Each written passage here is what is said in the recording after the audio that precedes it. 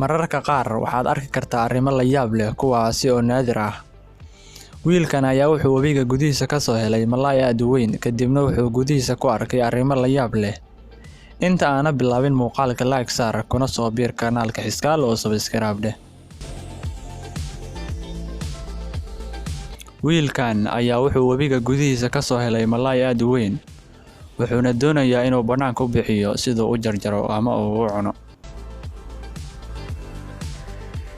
Wuxuu bilaabay inuu jarjaro, balse gudihiisa wuxuu ku arkay arrin la yaab leh kadib markii uu ku arkay wax shaabaho kalluun yar. Balse kalluun ma ahayn oo wuxuu ahay mas aad u weyn. Kadibna wuxuu bilaabay inuu banaanka u soo bixiyo.